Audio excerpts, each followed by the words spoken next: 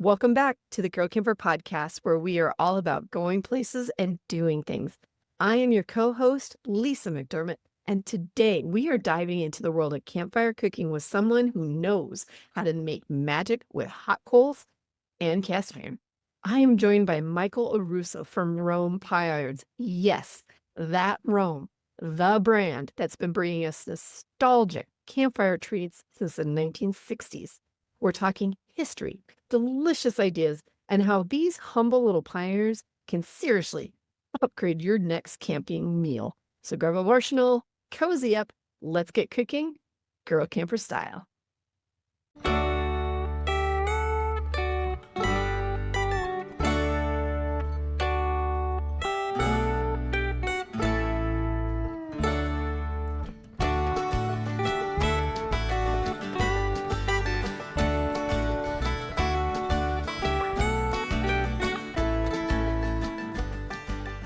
Exploring without travel trailer insurance could have your adventures going in the wrong direction.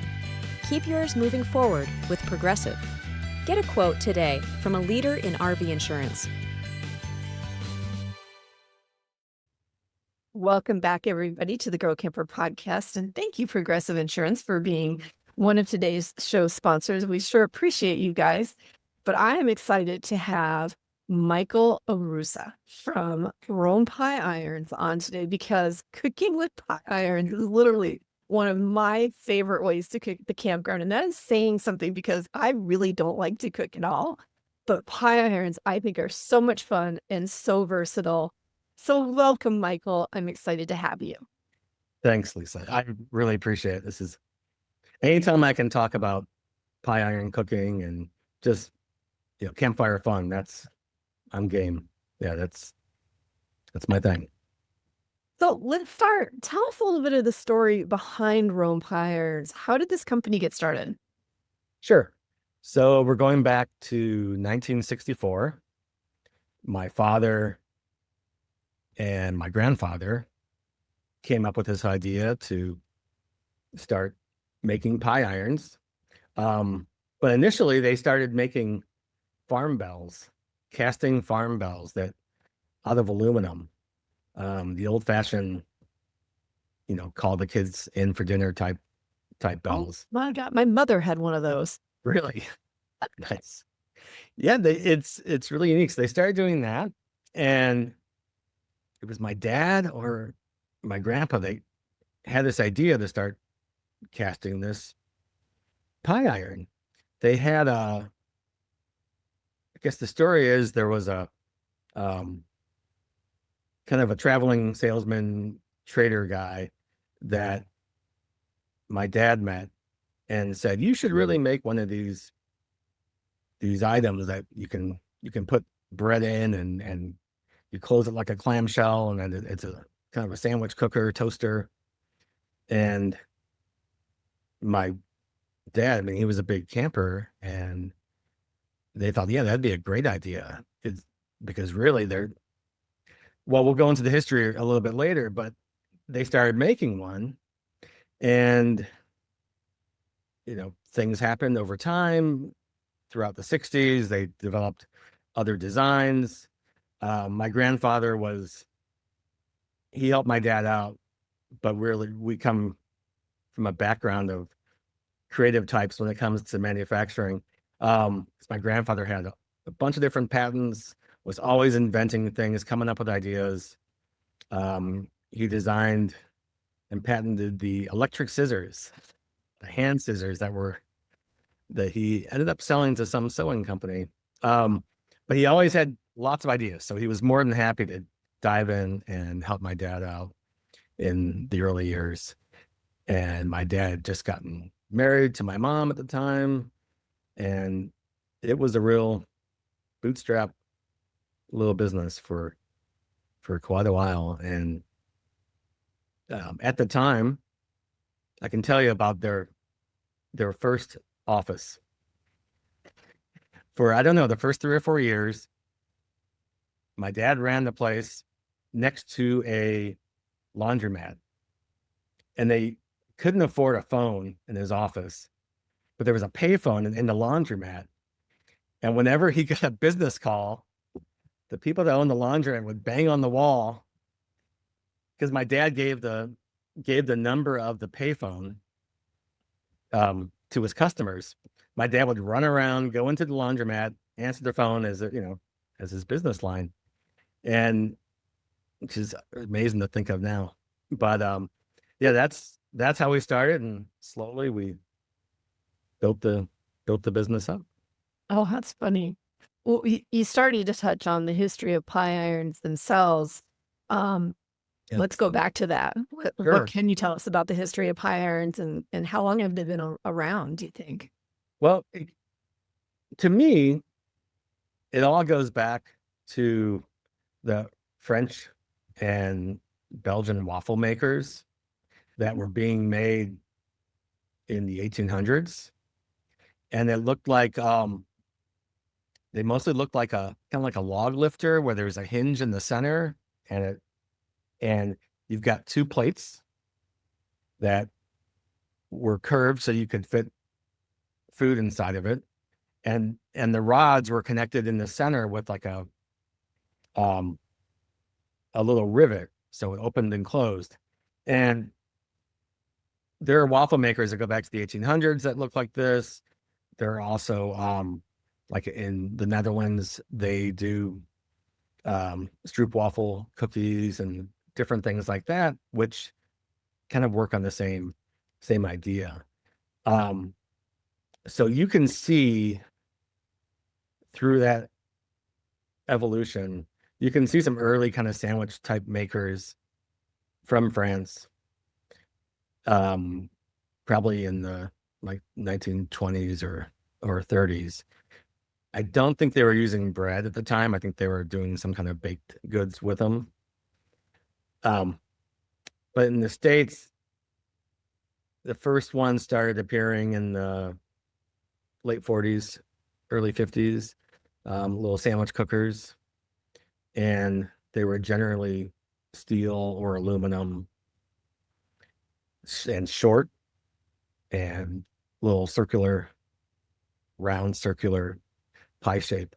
And what happened was throughout the 50s and 60s, you started getting a bunch of different companies that started making pie iron type sandwich cookers in a regional basis. So there was a guy in Minnesota and a guy in Wisconsin, and we were in Illinois and Peoria, and someone in Pennsylvania, and on and on. So there are like 6 or 7 maybe companies making them at the time, all different styles. I mean, everyone had their own kind of unique look and all different names. And we called ours a pie iron. And we also call it like a snack and sandwich cooker. But what happens today is we'll meet people and they'll call it by the name they grew up with. So people will say pie irons, but you have other people that say, oh yeah, pudgy pies, because they remember a brand used to call theirs pudgy pie, or we call them pudgy pies too. But they were mountain pies. It was based off of an old brand.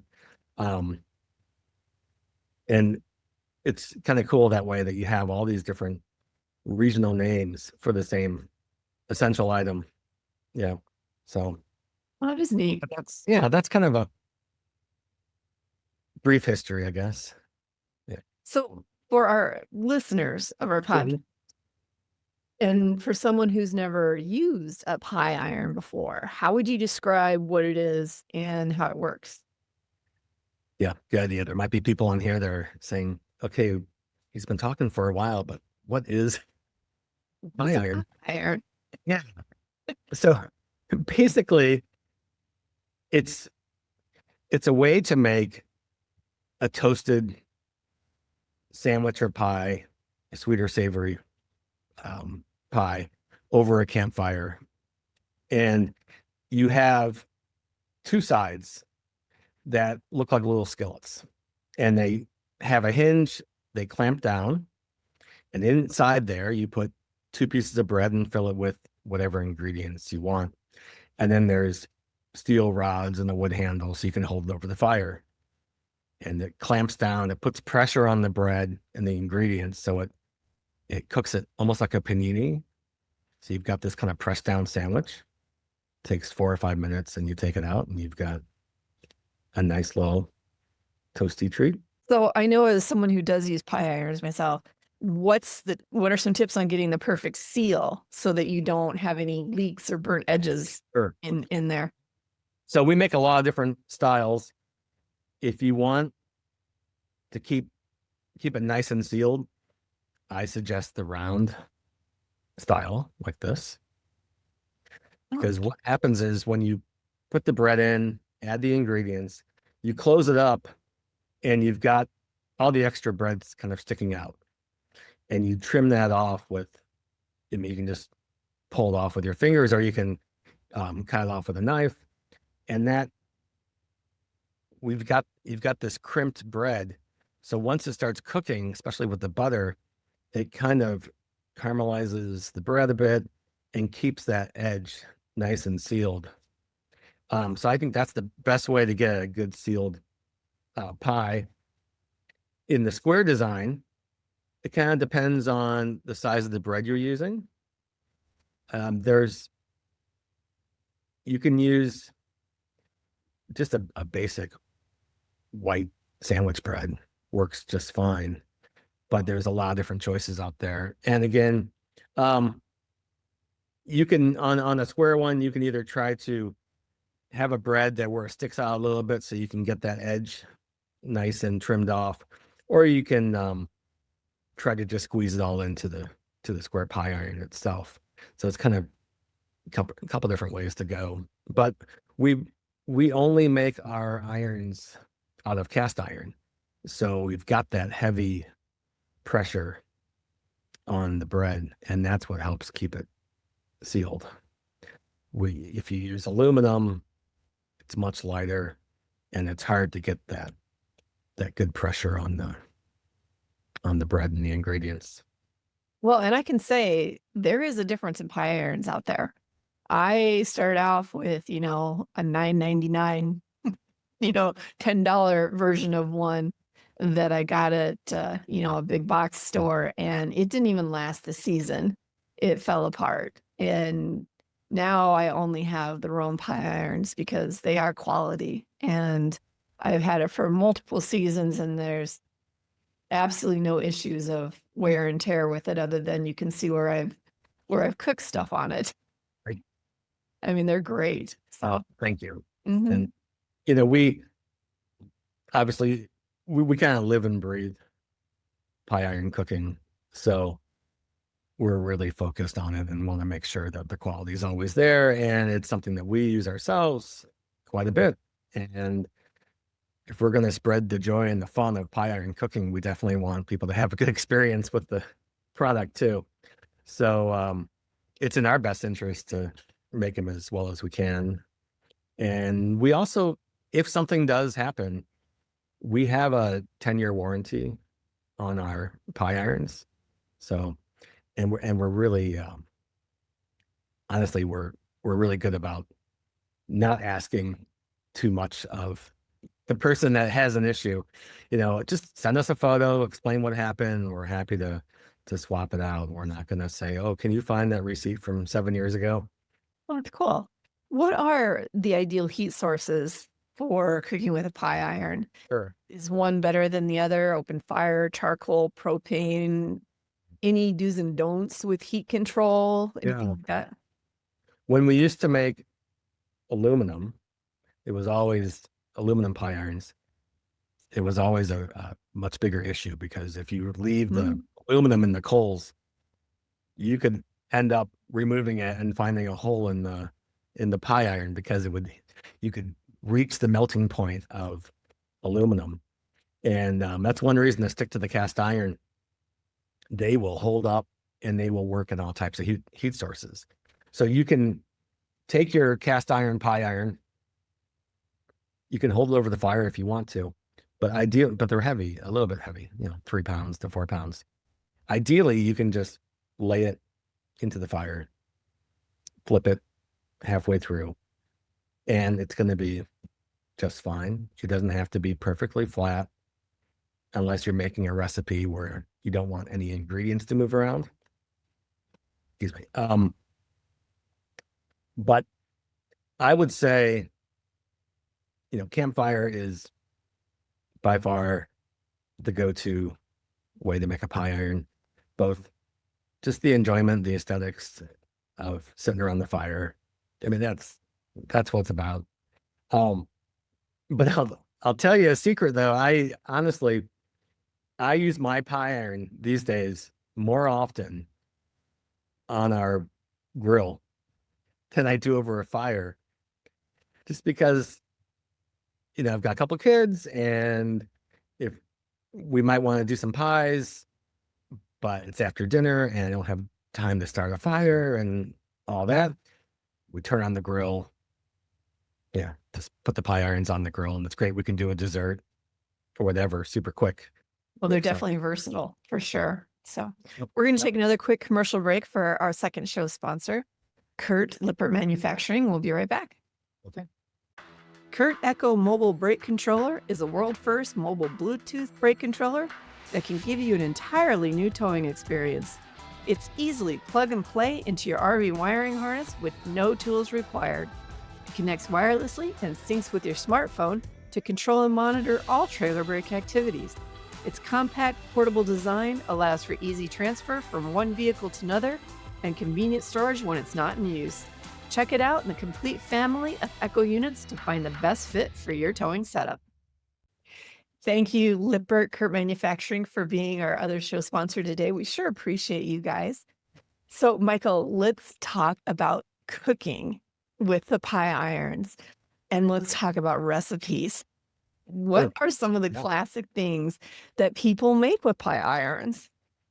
Well, there's two ways to approach the pie iron: with a sweet treat, or something savory, like a savory sandwich.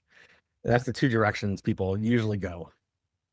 And the most classic recipe is going to be pie filling in your pie iron. And that's why they call it the pie iron. And basically, cherry pie, apple pie, whatever kind of pie filling you like, you just take 2 pieces of bread, butter each side, place it in, get a dollop or 2 of the pie filling. You can add other things to it. With cherry, you can add a little chocolate. You can add, with apple, you can add some cinnamon, different things like that. Close it up, clamp it down, put it in the fire. And that's where you get that classic pudgy pie iron treat. The edges, like I said, the edges get trimmed off, and you pull it out, and it kind of looks like those Uncrustables. On the savory, one of your easiest one's going to be just a basic cheese, like a grilled cheese, basically, in your pie iron. The most common savory type pie iron recipe is going to be a pizza in your pie iron. It's really popular, and kids really like that as well. That's Kids and adults. I think last year at one of our campouts, I made a crab rangoon in my pie nice. iron. So I took the wonton Yeah. wrappers Mhm. and then filled it, with the cream cheese and some spices and the cut up, Mhm. crab meat and onions, and cooked it that way. And it was quite large, Right?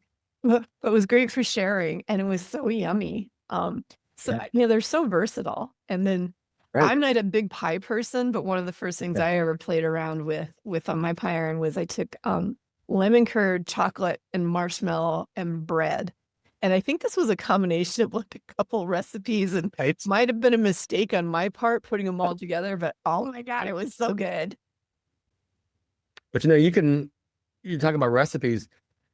I keep saying using white bread, using slices of bread, but you can, like you did with the wonton wrappers, you can use so many different types of vehicles for your fillings, breads for your fillings that are not traditional bread.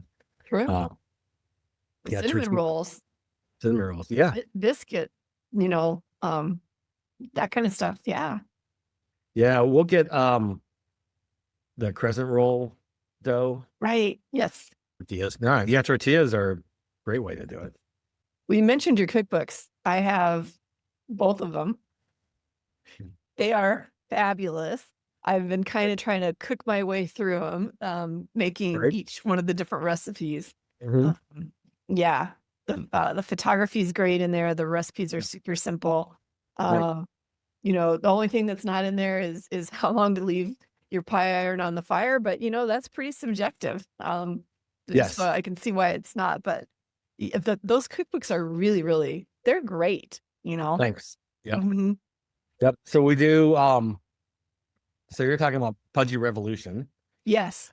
We have two versions of that, two editions. And that's fantastic. But you were asking about how long to put it in the fire. That was a question you had. Yes. It is a bit subjective, but 3 minutes on one side, flip it, a couple more minutes, and then carefully open and check and see how it's looking. And that'll get you going pretty good. The main thing is we're selling cast iron pie irons. So the first one you make, you want that pie iron to be, you don't want it to be cold. You want it to be a little bit warm first before you add the ingredients on your first pie. Oh. So take the pie iron, put it in the fire for just a minute with nothing in it. Because we find that if you don't do that, you tend to get a little more stickiness. Those pie irons stay hot too. The cast iron, they handle the heat well. So once you start making them, your cook time is going to go down. It may not be 3 minutes and a couple more minutes. It might just be 2 minutes each side. Well, it's a good one. I had never done that. Makes total sense. So, and you mentioned they're cast iron, so I assume that they need to be seasoned or should be seasoned before you start using them. Yep. And then how often should you season them? Right. Well, okay. So when they come after you purchase it, they are not going to be seasoned. They're going to have a light coating of paraffin wax on the cast iron.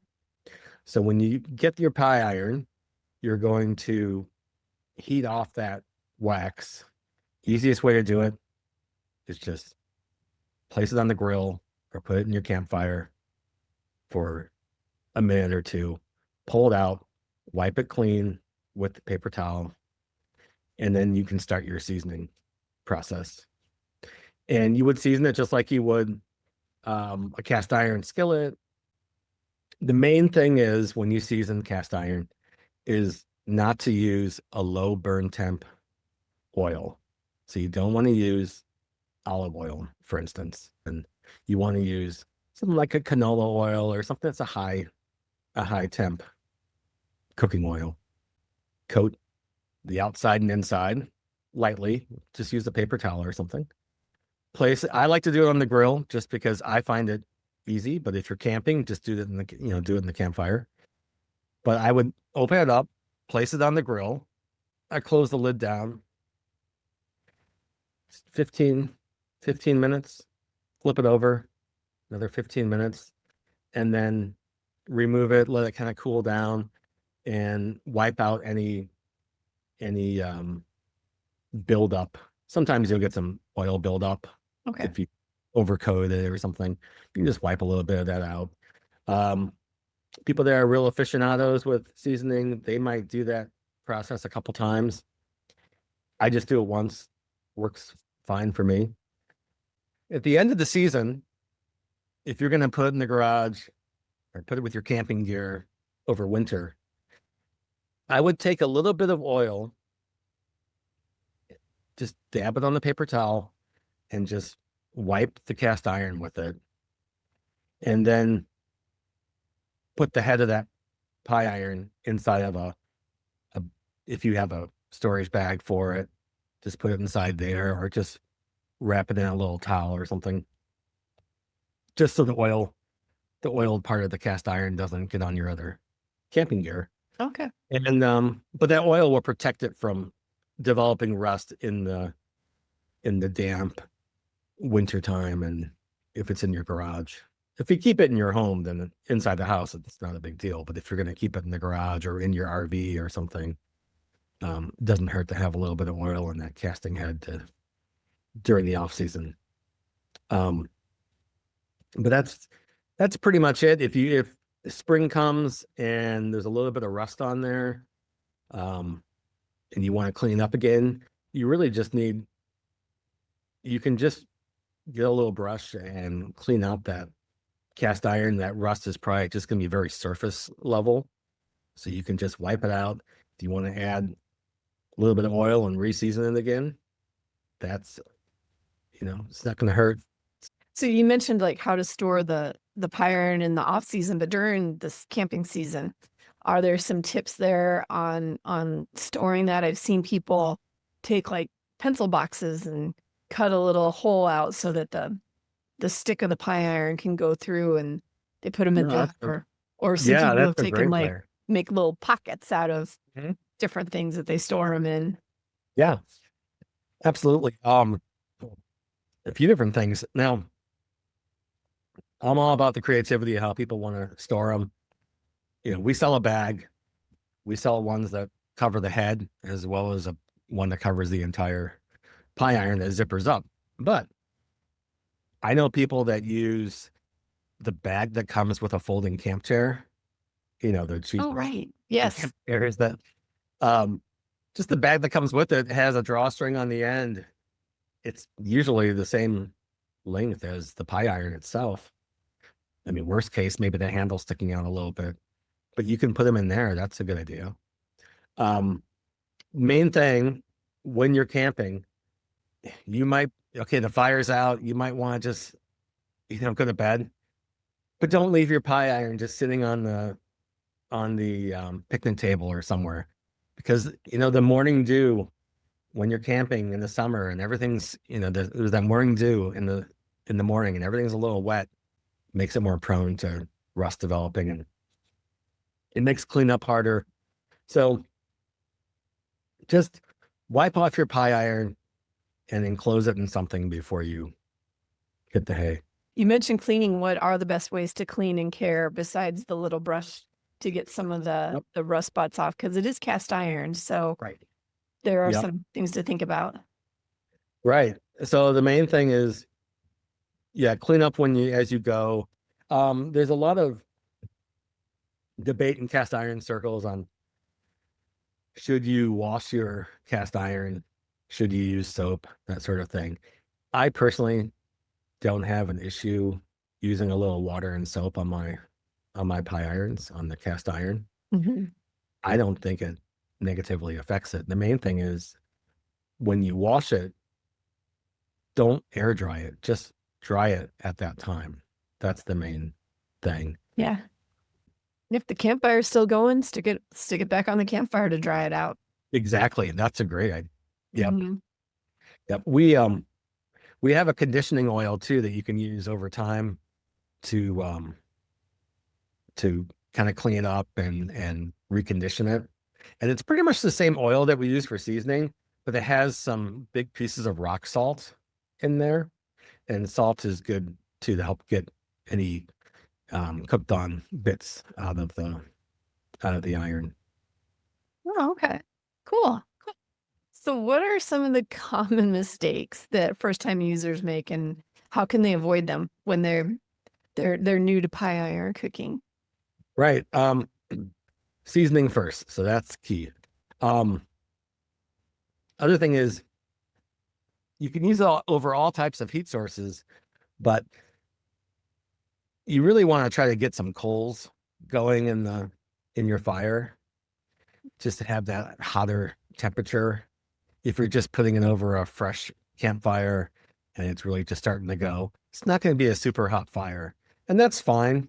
It'll just take you longer to do. Other thing is, people forget to flip the pie iron, so then keep it on one side. Ew. And they've got, they got one side that's all buttery and the other side is black. Yeah. And that's a common issue. When you Fine. mentioned preheating Preheating the pie iron, that's the brilliant. pie iron. Yep. And then find yourself a little workstation.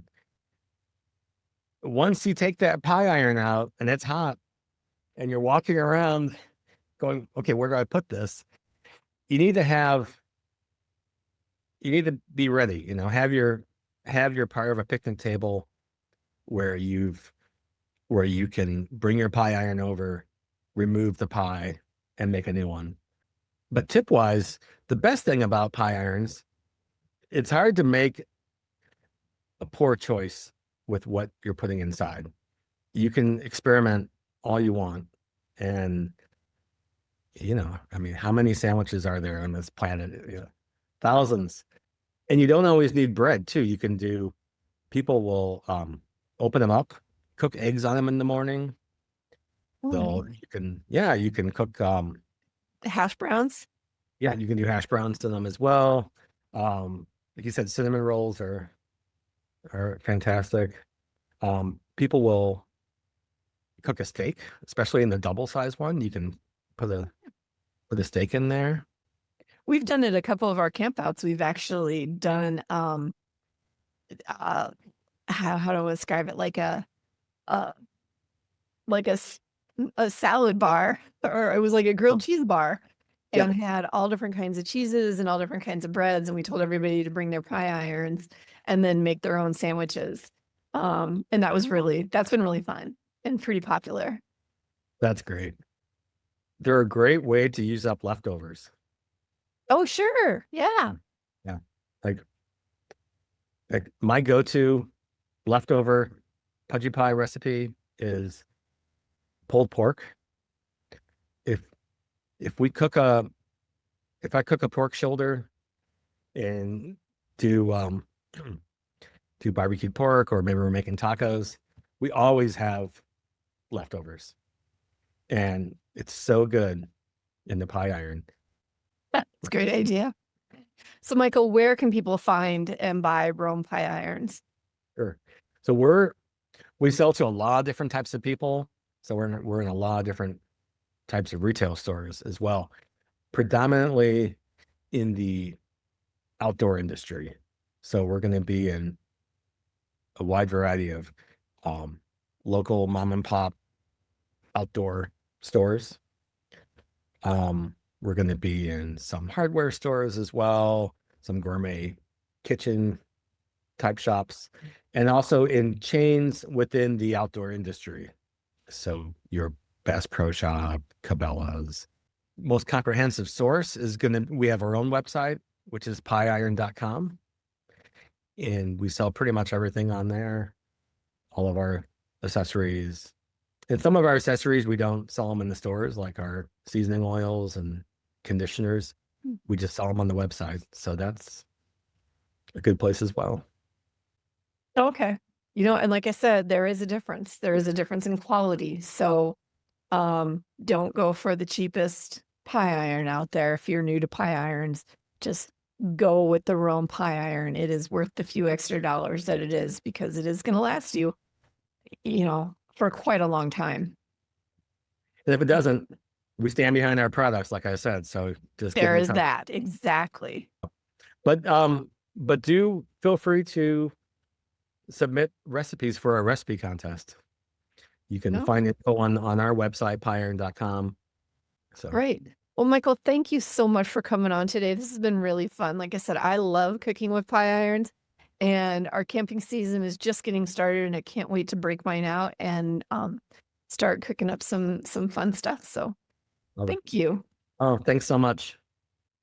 Thank you so much for joining me today, and a big thank you to Michael Orusso for sharing the story behind Rome pie iron and giving us a fresh take on campfire cooking.